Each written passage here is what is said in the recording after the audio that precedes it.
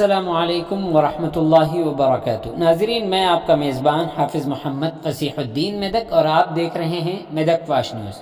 आइए डालते हैं आज की खबर पर एक नज़र। मेदक टाउन के मंजीरा गार्डन में बीजेपी कैडरों के एक इजलास में बीजेपी के रियासती जनरल सेक्रेटरी मिस्टर जी प्रेमेंद्र रेड्डी ने बतौर मेहमान खुसूसी शिरकत करते हुए इल्ज़ामात आयद करते हुए कहा कि रियासती हुकूमत रियासत में किसानों की मदद करने में पूरी तरीके से नाकाम रही है। उन्होंने पेश कयासी की कि टीआरएस पार्टी को बीआरएस पार्टी का नाम देने से रियासत में बगैर किसी नाम के उसका सफाया हो जाएगा। उन्होंने कहा कि अगर मरकज़ी हुकूमत गरीबों को मुफ्त तिब्बी इमदाद फराहम करने के लिए आयुष्मान भारत स्कीम लाती है तो उसे केसीआर रियासत में नाफिज नहीं करेंगे।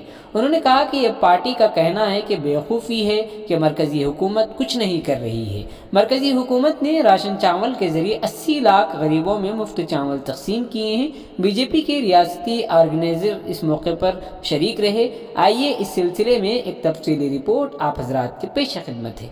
नाज़रीन, जैसा कि आप देख रहे हैं, हम ज़िले मेदक की तारीख़ में पहली मरतबा उर्दू ज़ुबान में आप तक ज़िले की अहम ख़बरें पहुँचा रहे हैं। लिहाजा हम आपसे गुजारिश करते हैं कि आप लोग भी ज़रूर हमारे चैनल को लाइक करें, शेयर करें और सब्सक्राइब करें और साथ ही साथ बेल आइकन के बटन को भी दबा दें ताकि हमारी जानिब से जब कभी भी किसी भी किस्म की अपडेट दी जाए तो उसकी इत्तला आपको नोटिफिकेशन के ज़रिए सबसे पहले मिल सके।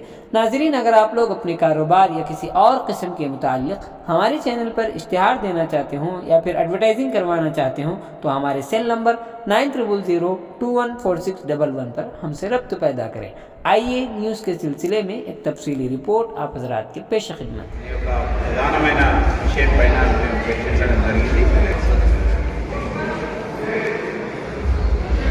ముఖ్యంగా ఈరోజు రాష్ట్రంలో రైతులను ఆదుకోవడంలో కేసీఆర్ ప్రభుత్వం వైఫల్యం చెందింది. కేవలం రైతు బంధిస్తే అన్నిటికీ జిందా తెలిసిమాత అనే విధంగా వ్యవహరిస్తున్నది. అనేక సబ్సిడీలు ఎత్తేసింది. ₹1,00,000 రుణమాఫీ ఇస్తామని చెప్పి ఇంతవరకు ఇవ్వలేదు. దాంతో దాదాపు రాష్ట్రంలో 32 లక్షల మంది రైతులు అప్పుల పాలైపోయారు. ఎందుకంటే ఈ రుణం వస్తుందని వాళ్ళు కట్టలేరు. అవి వడ్డీలు పెరిగిపోయినాయి. అవి మొత్తం వాళ్ళు అప్పుల పాలైపోయారు. అదేవిధంగా దాదాపు 10 లక్షల మంది రైతులు ధరణి కారణంగా అనేక సమస్యలను ఎదుర్కొంటున్నారు. అభద్రతా భావం, సోమవారం వస్తే చాలా ఆత్మహత్య కలెక్టర్ ఆఫీసుల దగ్గర ప్రయత్నాలు జరుగుతుంది. ఈరోజు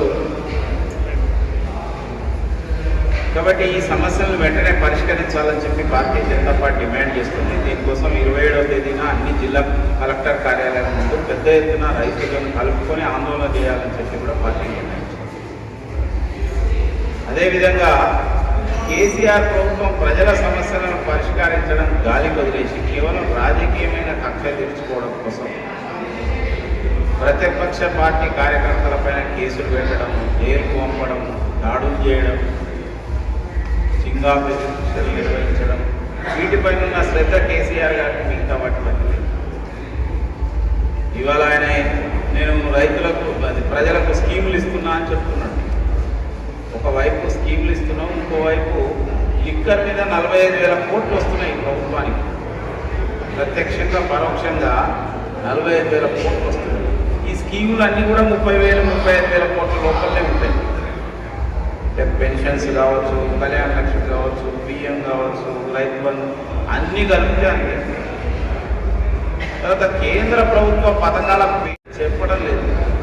హరీష్ రావు గారు అన్ని అబద్ధాలు మాట్లాడతారు.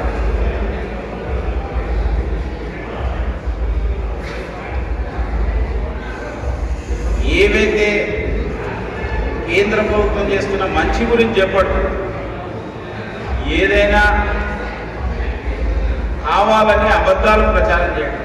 ఇవాళ కేంద్ర ప్రభుత్వం నుంచి ప్రైమరీ హెల్త్ సెంటర్ నుంచి హైదరాబాద్లో ఉండే ఒక సూపర్ స్పెషాలిటీ హాస్పిటల్స్ వరకు ప్రభుత్వ రంగంలో 60% నిధులు ఇవాళ కేంద్ర ప్రభుత్వం ఇస్తున్నది.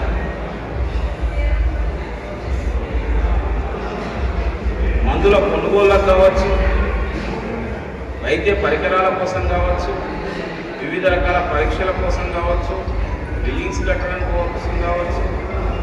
కానీ వాళ్ళ రాష్ట్ర ప్రభుత్వం దాన్ని కిందికి తీసుకుపోవడంలో వైఫల్యం చెందింది.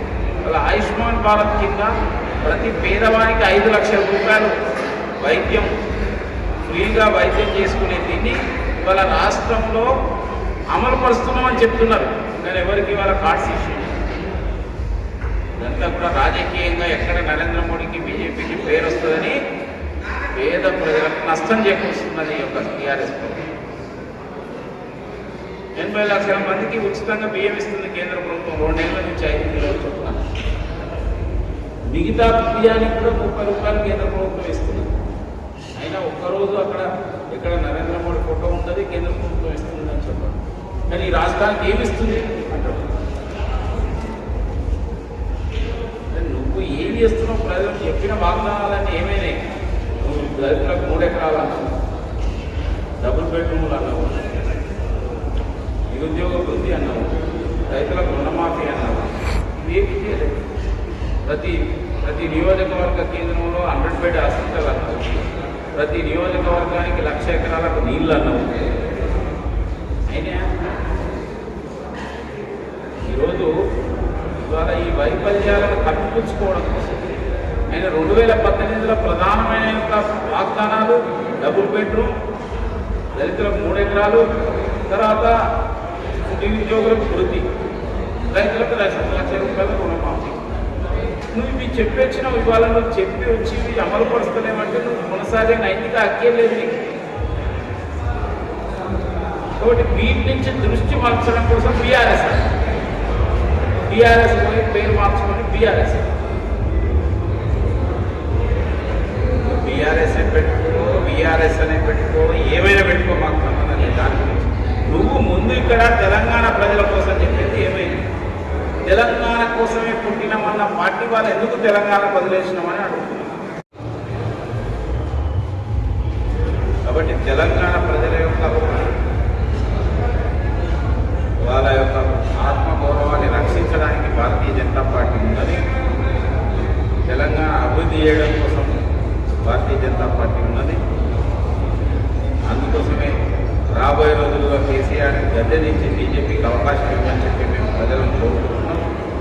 ఆ విధంగా అనేక పార్టీని అనేక కార్యక్రమాలతో ముందుకెళ్తున్నాం. మా రాష్ట్ర అధ్యక్షుడు పాదయాత్రే కాకుండా అనేక కార్యక్రమాలను కూడా రూపొందిస్తున్నాం. అనేక మంది కొత్త వాళ్ళు పార్టీలో చేరుతున్నారు. కింది స్థాయిలో కూడా యువత, మహిళలు, దళితులు, బడుగు బలహీన వర్గాలు కూడా ఇంకా పెద్ద ఎత్తున బీజేపీలోకి రావాల్సిందిగా నేను ఆహ్వానిస్తున్నాను. ప్రజలకు ఉపయోగం చేయడం ఏమనంటే స్కీమ్లో ముచ్చడి చెప్తాడు. 5 లక్షల కోట్లు అప్పులు చేసినావు, ఏమైంది? ప్రతి నెలకు 13,000 కోట్లు కట్టే పరిస్థితికి వచ్చింది.